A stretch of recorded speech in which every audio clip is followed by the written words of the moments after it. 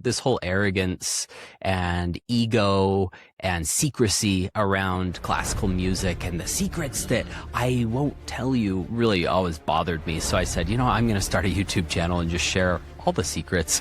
It's not like, oh, he's so lacking because he can't do this weird little tremolo or something, or oh my gosh, he's unstoppable because he can do these octaves. It was a good demonstration that we all struggle with different things, and sharing how I've helped students who have had that problem overcome them has been a really good way to connect with people. The more I live my life, the more I'm just like, why would I try to hide behind this facade of perfectionism? You can't be a super genuine person and not admit that you struggle with something. The very best of professionals are usually the most kind, the most genuine, the most relatable. Hello and welcome to the Art of Selling Online Courses. We are here to share winning strategies and secret hacks from top performers in the online course industry. My name is John Ainsworth and today's guest is Josh Wright. Now, Josh is a Billboard #1 classical pianist who's performed at Carnegie Hall, the Kennedy Center, and on America's Got Talent.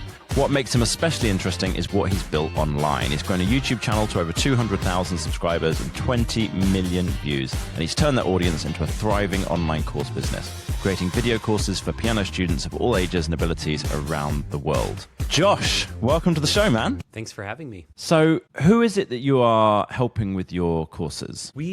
I target pianists of all levels. I started out with more advanced material. So a lot of people thought of me as, he's the advanced YouTube guy. But over the years, I've expanded that to all levels. My wife, she's also a brilliant pianist who has her doctorate in piano. And she wrote an entire early beginner course that we worked on together. I did the filming. She wrote the whole thing. So she definitely did the heavy lifting. So we added that to the course. We have a mid to late beginner section, intermediate section, then obviously advanced inside the course. My YouTube channel targets all sorts of different technical and musical problems that pianists come across in their study. Nice. I don't know if you can see at the moment, but there's a piano in the background here. Oh, my nice. flatmate is learning piano, and he's a trumpeter, and he played that for many years.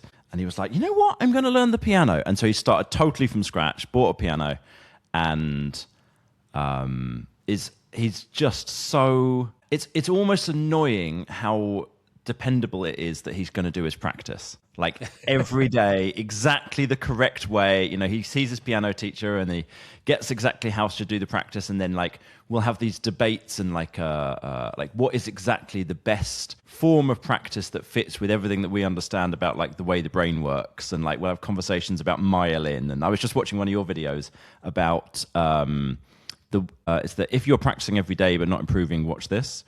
I think it's a very recent one, right?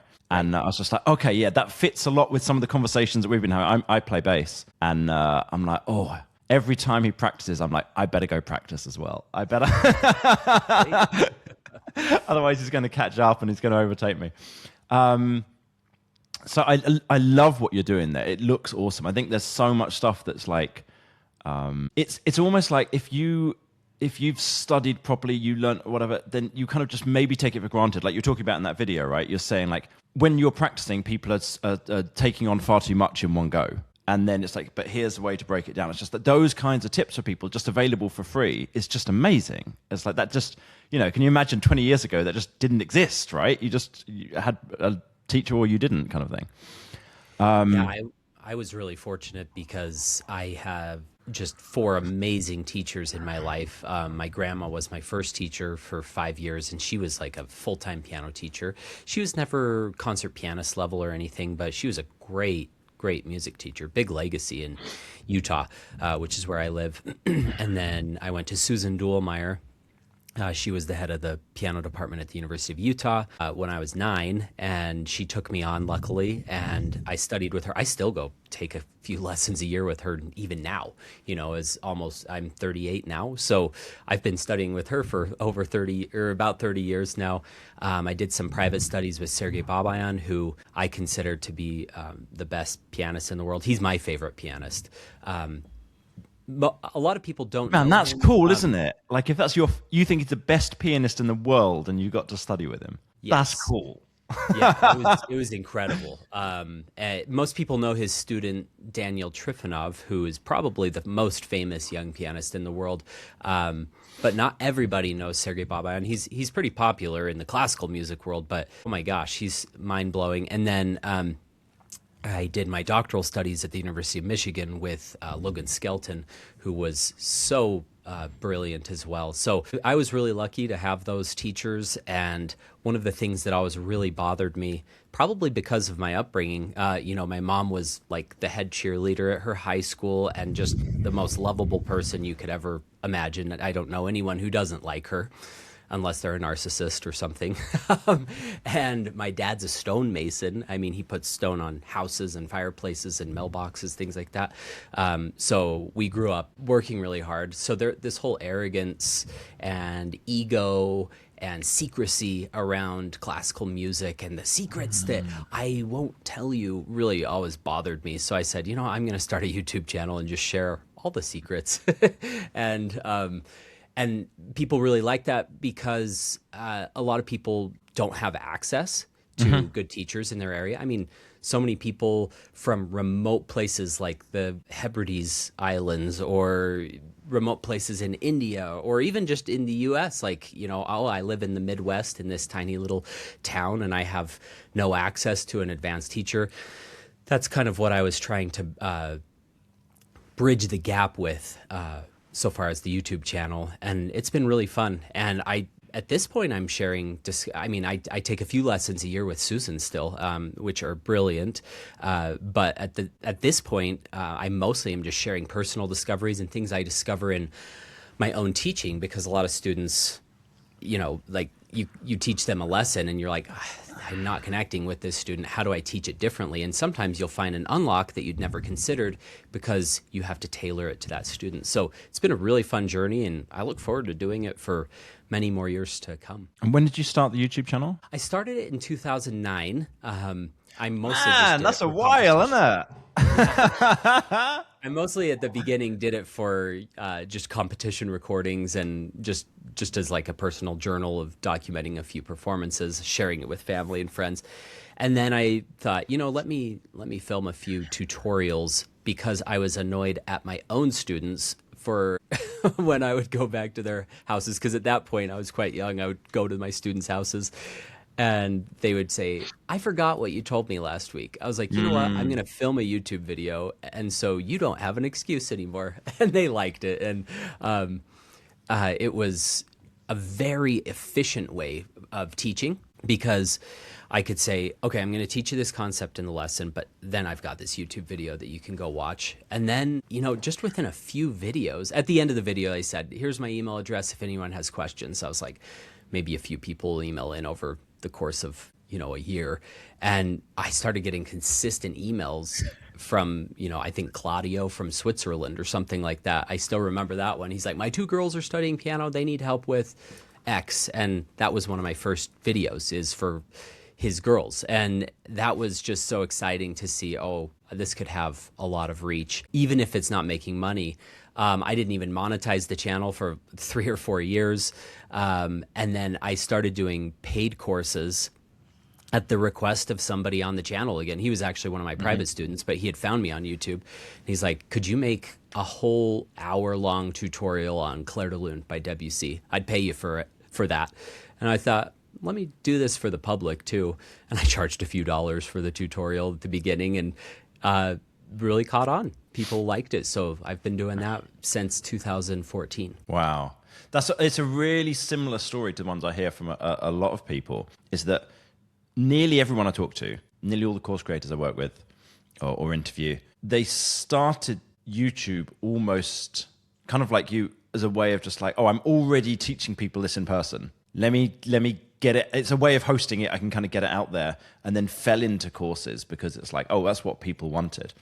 And I think what I love about that, and it's so many course creators, probably a lot of the people listening, they're doing this thing because they're really passionate about it. It wasn't like, how can I start a business? What niche shall I choose? It's like, no. I really care about quilting or teaching piano or whatever it is. Oh, and then it kind of all escalated from there. It's a beautiful thing.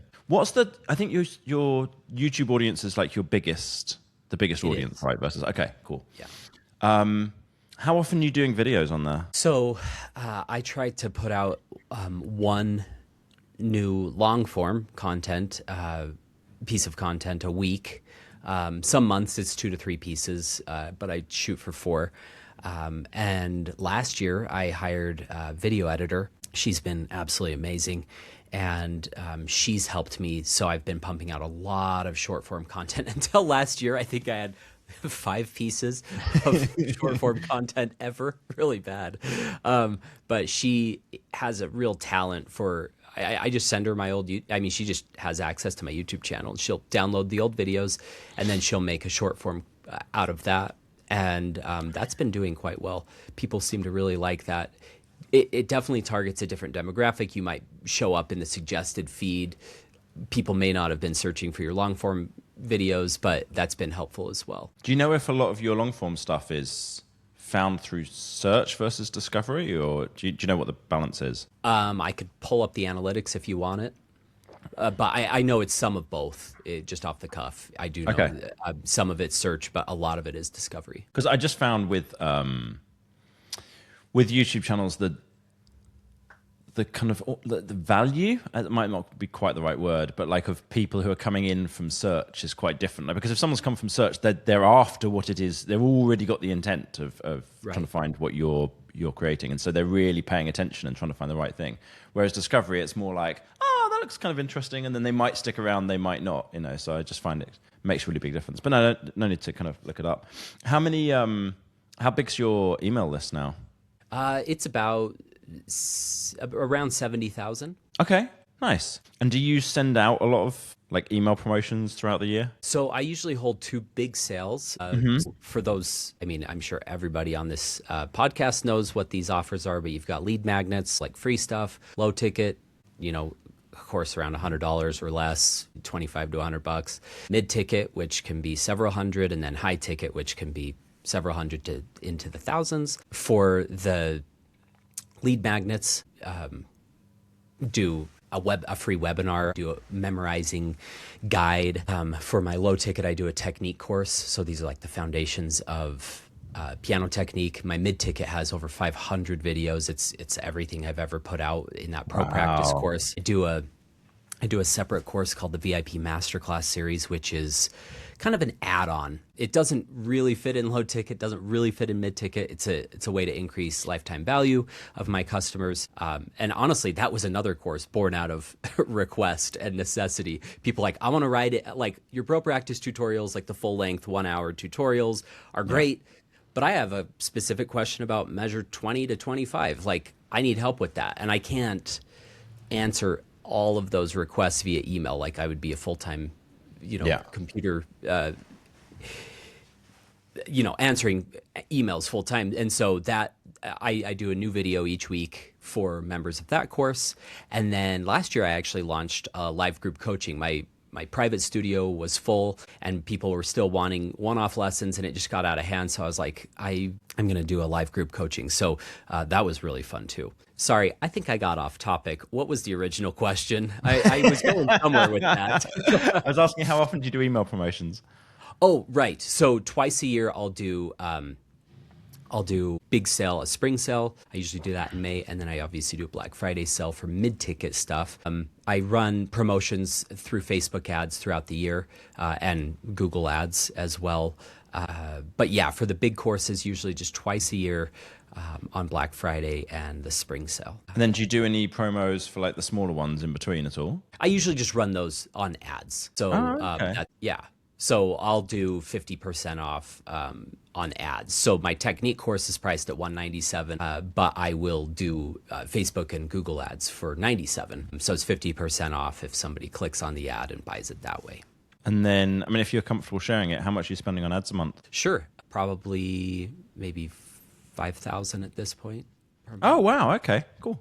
Nice. Yeah. And is it profitable off the bat, or is it like kind of break even at the front and then you make money later with those people? How does that work? Both. Yeah, it is profitable. I I clearly always, dictate I will not run an ad into the red. Obviously, I'll usually run it. I actually hired a coach who's amazing last January 2025, and he helped me kind of turn my business around. I really wasn't doing much advertising at all. I was just running, a couple little Google ads, and that's it.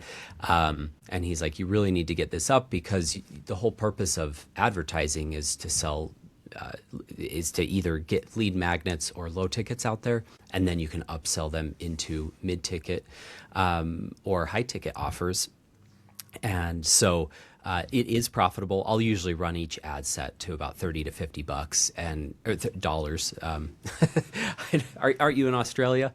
I don't know the lingo. No, I'm in London. No, but London. Oh, okay. I think everyone knows American terminology nowadays. Yeah. So $30 to $50, and then I'll cut it. If it's just not performing or if the clicks are really bad, I can just shut it off after a couple days. Just run it for $5 a day, and then you can start scaling it.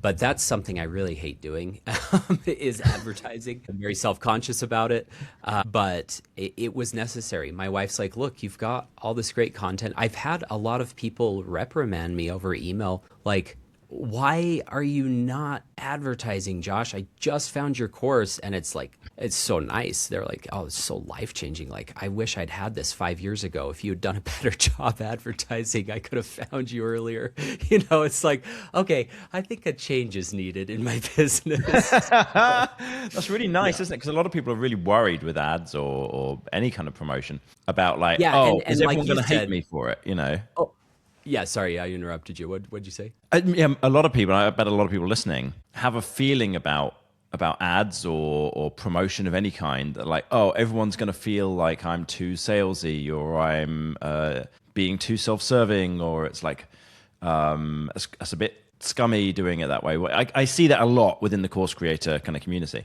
Whereas actually what you're hearing from your audience is you're doing them a disservice by not advertising to them. Yes, and that's a hard thing to do as an individual. You're like, who wants my stuff? I know there's piano students out there that need it, but it's like, who am I to force my stuff on you? And I'm not saying, my stuff's going to work for you every time, because some people don't resonate with my style of teaching. That's totally fine. But at the same time, it is important to get out there, and you are going to offend people. I have people get on my ads sometimes and are super mean or vulgar. It's quite rare, but it does happen. Or people will make fun. I used to have long hair. Half the comments would be, "Oh yeah, you should get a haircut." And it's like, oh, I'm so glad that's what you got out of this piano. Yeah.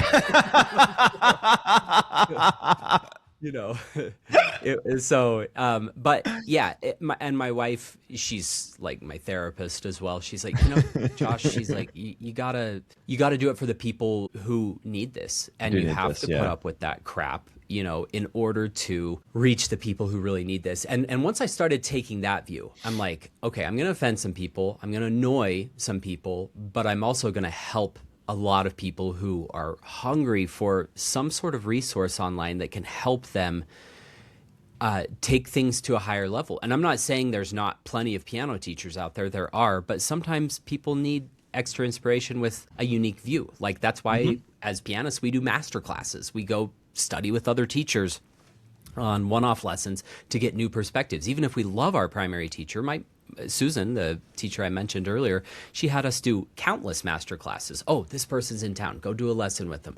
Let's see if we can get a different perspective, which is, hats off to her for being so humble and such an amazing teacher. But that's, I think, what people are craving. And so you have to be tough if you're going to get into the course creation business. You have to have a thick skin, and you have to filter out the mean comments. It's not that you're unteachable either. If everybody's saying, I wish I could see your pedal, and I'm like, for years, no, I'm not going to show an ugly foot shot in my videos, and now I show them, because people want to see where I'm changing the pedal. It's not that you can't take critiques, but you do have to have a thick skin to not be offended if somebody says something mean, because you do have that higher purpose of I need to help the people who don't have these resources that I've been blessed with. So yeah, I think if you change the perspective like that, then it makes it a lot easier, because it's not about you anymore.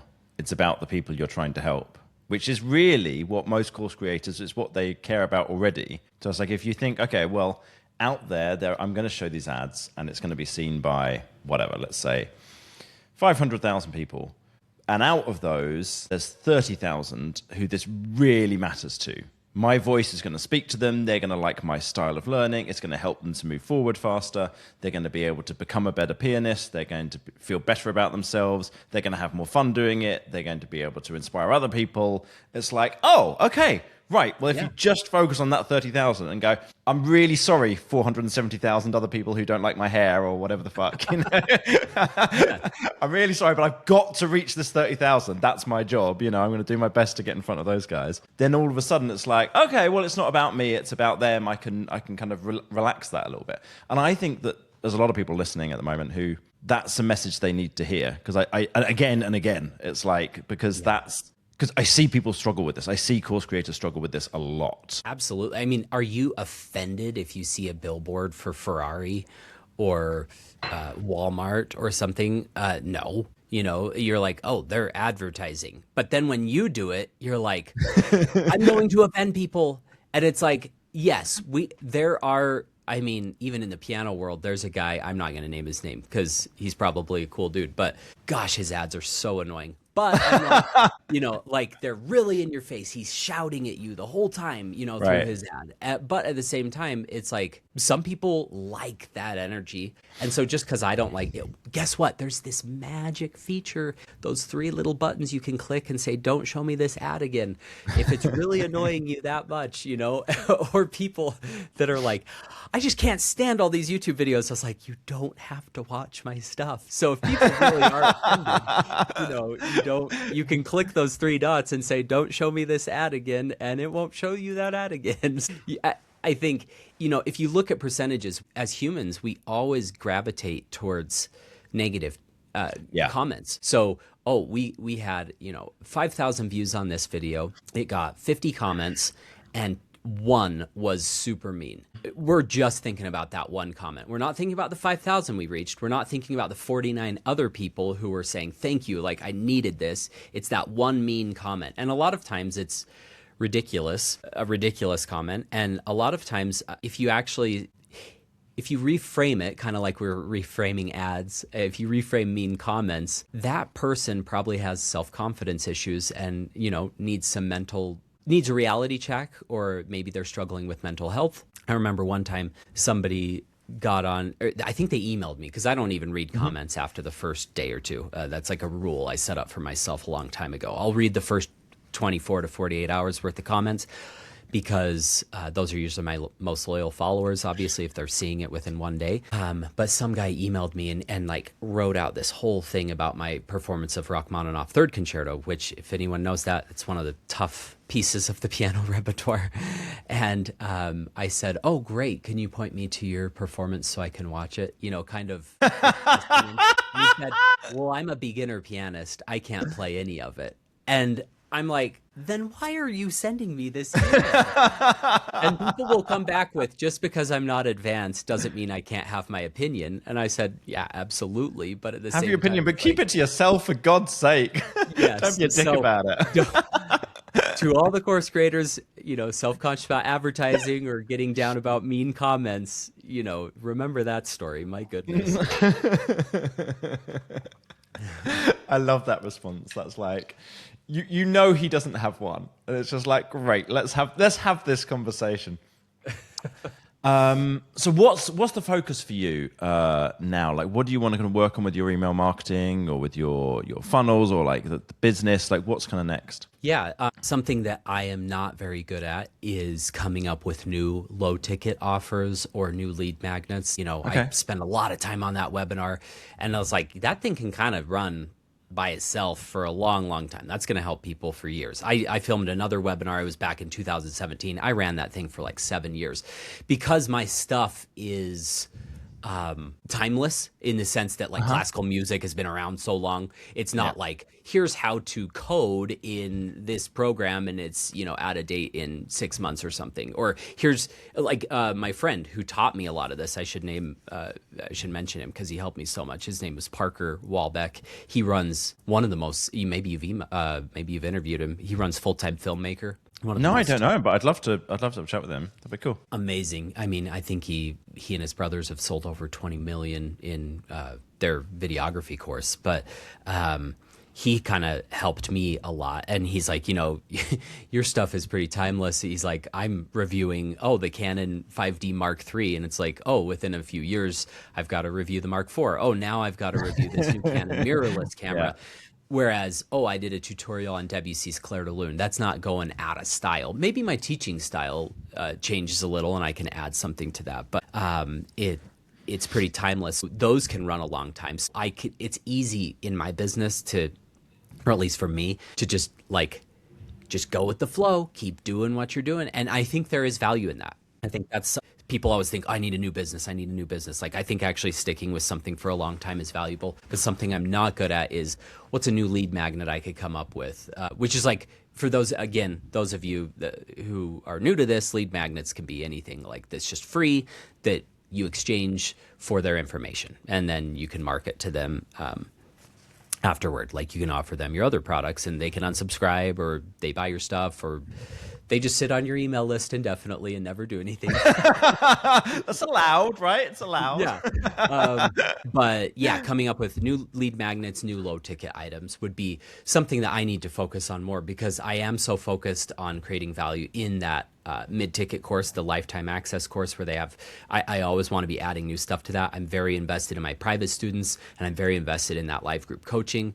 So it's easy just to let the low stuff, the free stuff and the low tickets go by the wayside. Because I think the technique course is also kind of evergreen. Like, that's never going to go out of style. The way I teach scales, arpeggios, triads, seventh chords, each one of those videos, I do a different key. Like, this is the key of C. Let's go over this unique way of practicing them. So by the time you're done with this course, you have all these new ways of practicing that you can apply to your repertoire.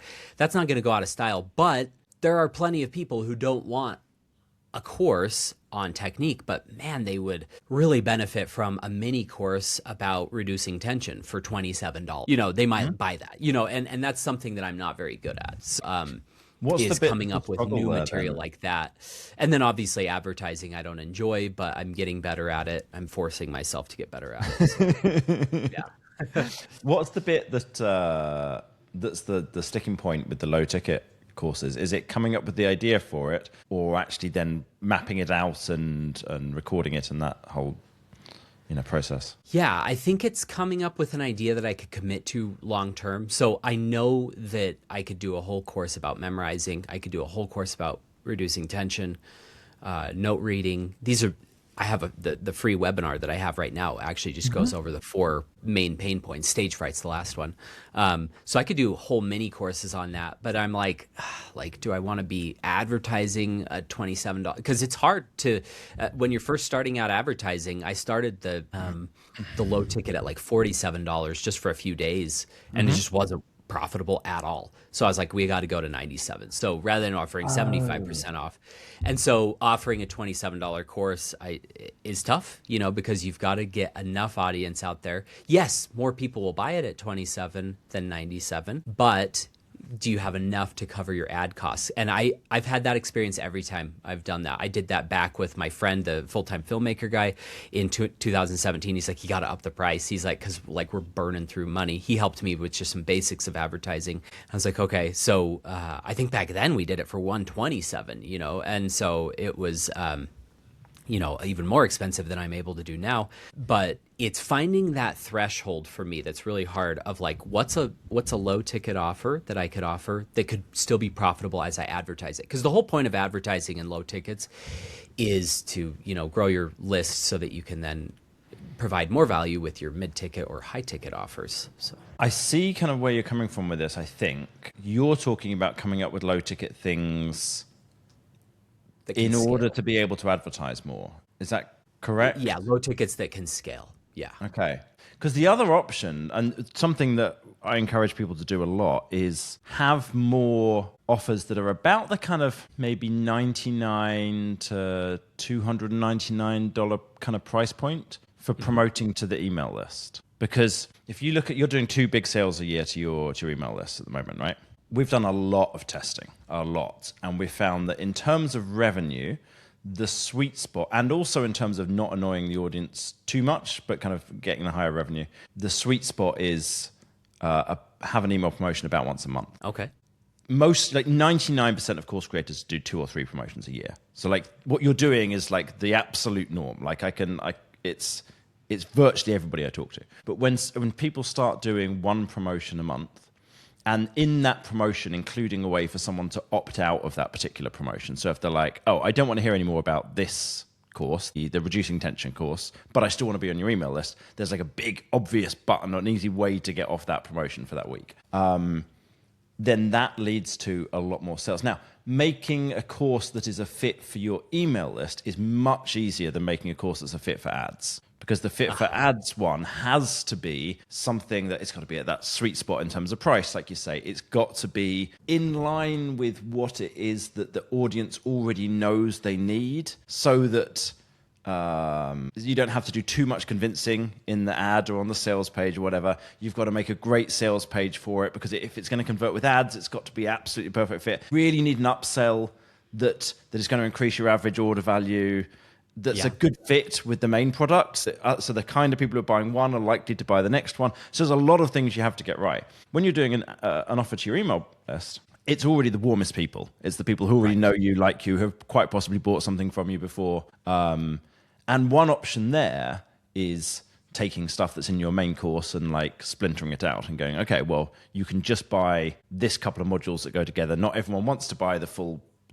How much does your full course cost, the main one? $797, and I can run promotions down to like $597, or Black Friday's $497. So yeah. So maybe you don't want to spend $600 on this, but you would be willing to spend $149 on this bit from it, that kind of thing. Right. I think that would be, now some of those, if you made some of those individual courses, might well work with ads. But if you were making them for an email promotion and then testing it with ads, there's a lot less pressure on absolutely knowing that this must work with ads, otherwise it wasn't worth making in the first place, you know. Sure. So this is my perspective for you.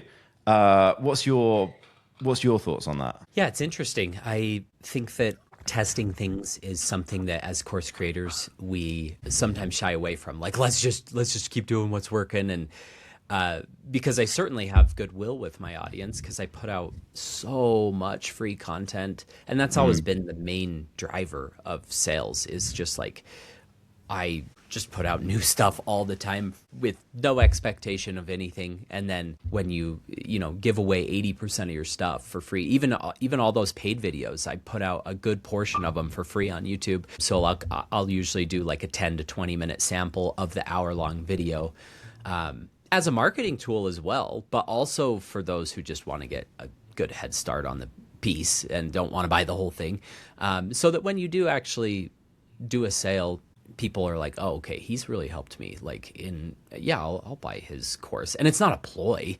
Like, even if I'm not trying to say like, I'm trying to trick you into buying from me. It's more of like, this is kind of like a life's mission, I feel like, of like, I want to help as many people as I can with piano, but I still have to like feed my family. So, Good idea. Yes. So there is an element that's baked into that. But yeah, I think that as course creators, it's so easy for us to just, okay, I'm going to put out more free organic content. I'm going to just pump out more paid videos inside my course, rather than really trying to parse it out like you'd said. And why don't you experiment with segmenting your course in an interesting way? And I have done that before. I've done an early beginner course, basically just each section of the course, but I pare it way down. So like, oh, this is a 30 video mini course for the mid to late beginner level. And people do like that. I'm always amazed that people won't spend the extra $100 or $200, because I sell each video as well. This is probably a terrible thing business wise, but I do sell each pro practice video individually for $14. Okay. But if you can imagine, just at the end of each video, I say, if you want this full tutorial, let me know. And then inside the course module, when they purchase it, there's an upgrade button, to the full course. But it is amazing to me. Some people just like the organization of like, oh, I've got like my little advanced mini course here. Even though the value is so small compared to just a couple $100 or $100 more, depending on when they buy it. Because a $30 mini course at $14 per video. I better get my calculator, make sure this is right. $14 times 30, is like $420. So you bring it down to, $397 or something. And for $597, if you watch the webinar special, you can get the full course, and you'll get 470 plus more videos. But some people like that. And so it's an interesting idea that you're proposing, just segmenting, doing a smaller offer, and then offering them an upgrade, at the Black Friday sale. Oh, I'll give you a full credit back for your previous purchase as well. That's an interesting idea. So I like that. Do you know, I don't know how many other creators you know in the piano space. Do you know Ashley Young or Nate Terepka? I think you had mentioned Ashley in one of your emails. So I listened to the podcast. That was very interesting. Yeah, she's doing. Oh, so you've already heard that one? Okay, cool. That's good. She's doing a lot on ads and sends out her promos regularly. She's like inspired a bunch of people to be like, okay, I'm going to do this. I'm going to do my more regular promotions. She was great. What's the? I want to change tack a little bit. There's something that you'd said before we jumped on the call about how one of the things that you're good at is sharing weaknesses, and how a lot of your audience have commented how that makes you more relatable. Is that something that you'd deliberately done? Is that just kind of who you are and like that just came across? How's that come around? I think it goes with the mission of the channel. So it's like, here's how to solve problems. And so a lot of times I am the test subject. So I'm like, hey, I was struggling with this, and this is how I overcame it. People like that. They like to see not a perfectly polished thing, because there are pianists out there who really don't make many mistakes at all. I've competed with a lot of them. They're amazing. But they're hard to relate to, because it's like, well, I can't play perfectly. And they would actually be the first ones to tell you that they struggle with things too. They're very humble as well. It's not self-deprecation just for the sake of being relatable, but it's just reality of like, hey, I have weaknesses. Let me show you how I fixed these. And people like that. And I may not have the same weaknesses as other students. I have a student. I taught him since he was 9 years old. And he said, I think I want to work on this octaves piece by Liszt.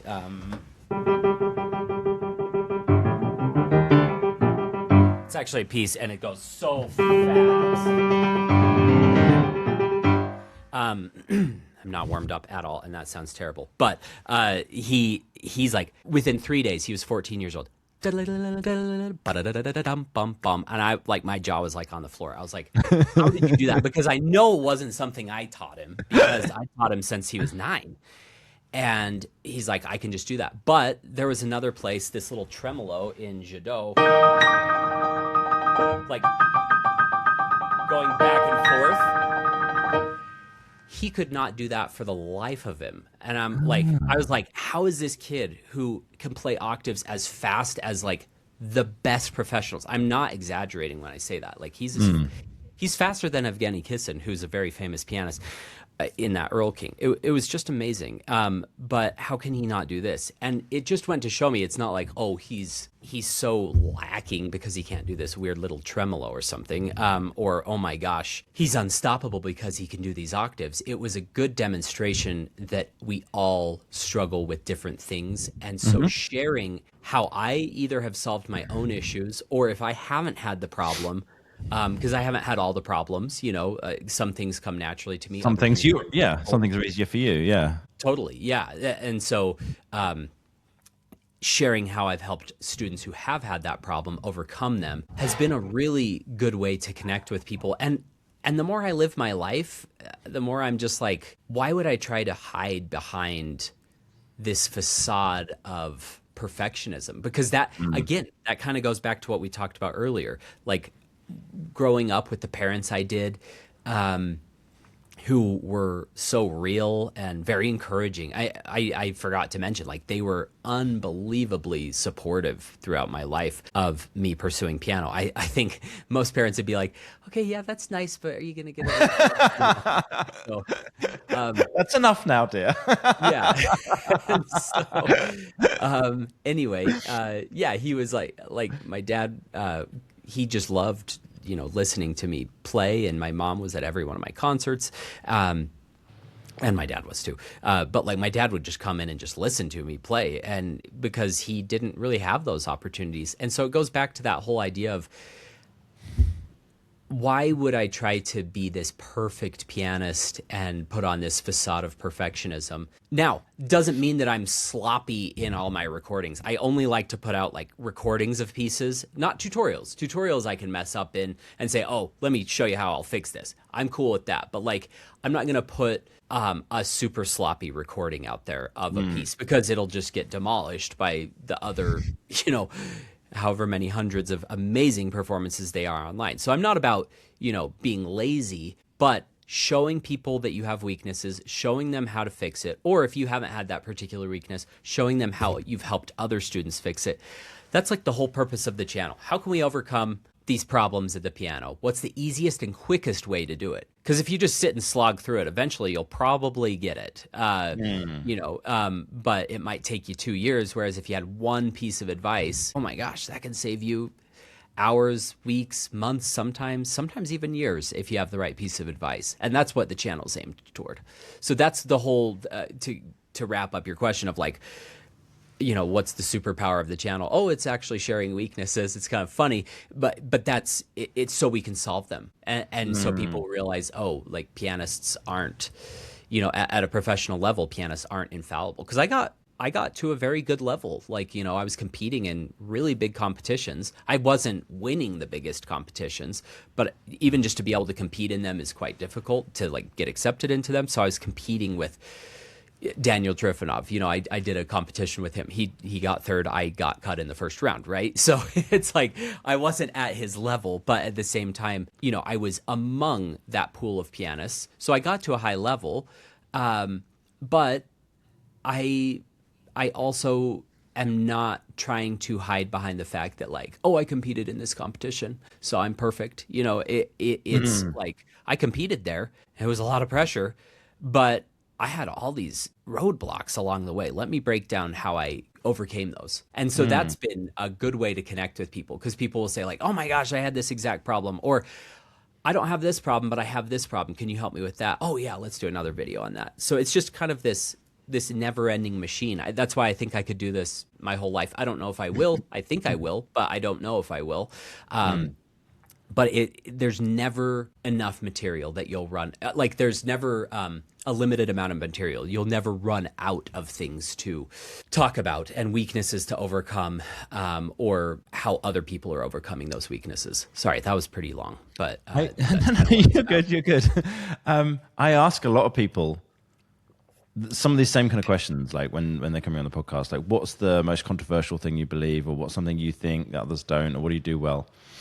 And one of the things that comes through just again and again and again is about being authentic, and like how important it is for a few reasons, I guess. One is that people can tell when you're not. And then if you are authentic, then your people will find you, and the ones who don't like you are kind of pushed away from it.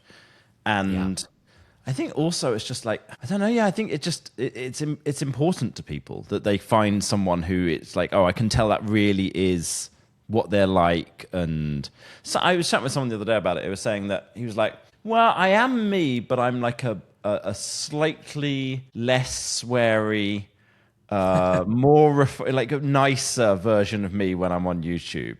And I'm like, oh, I'm just me. I'm just, I don't know. Maybe I'd do better if I was a little more polished or something like that. But I'm like, yeah, you just get kind of how I am. I think a number of years ago, I was just like, I'm too tired of trying to put on a front about anything. It's just like people just get kind of what I'm like. But I think it's such a big deal. It seems to be such a big deal because everybody keeps talking about it. And this is, the only people, or mostly the people coming on the podcast, have got like hundreds of thousands or sometimes millions of subscribers on YouTube. So it's like it must be something important there, Absolutely. And I just look at who I like to spend time with, just friends, family.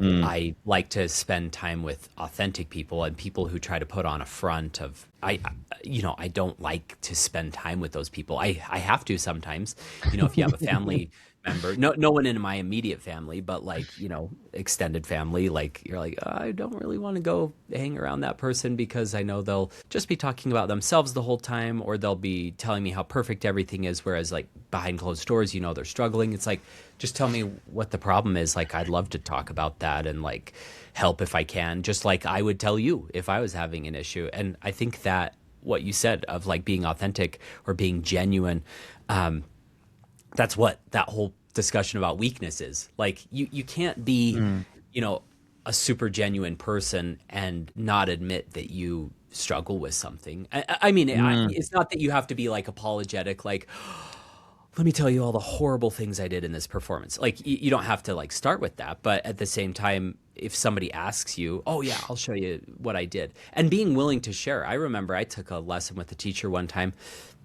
and I said, I've always struggled with this Chopin etude, the Opus 10 number 2. It's dreadfully difficult to play. I could sight read it, slowly, like probably day one. Like I'd learned it when I was quite young, but like if you gave it to me now, it's almost sight readable. It's not hard. It is so hard to play fast. And 99% of pianists would tell you the same thing because it's targeting your third, fourth, and fifth finger in rapid succession. It's this one. So to get... That is really, really hard. And so I said, he said, yeah, I've taught this to many different students. And he's like, I've got all the fingerings worked out to, have the least amount of tension. Like I slaved over that. I was like, oh, would you be willing to share that document with me? It's literally just his finger numbers. Oh no, I wouldn't share that because if you shared it with other people, like the secret would get out. I was like, give me a break. And it's like he acted like he had this treasure trove. And it's like, there might be like 2 or 3 little things that might help, me uncover some new thing. But it's like that unwillingness to share, that lack of, transparency. And that's what I always try to be is transparent on my channel. It's not that, I want to just beat myself up. It's that I want to show you, here's the problem, here's how to fix it. And that, I think, like you said, is what shows authentic behavior. I know that people that I've looked up to, when they talk about things that they've struggled with, I'm like, oh, they're human. And then you start to connect with that person. And so it I think forms deeper connections than you otherwise would to be authentic, not to try to be a polished version of yourself. I always dress up, for my videos because I want it to appear a certain way. I want it to look professional. I think first impressions are a big thing. But at the same time, I talk very relatably, hopefully. Maybe not polished. I probably have a million grammar, errors in my videos, but it's just trying to communicate that, not trying to be fake or be perfect.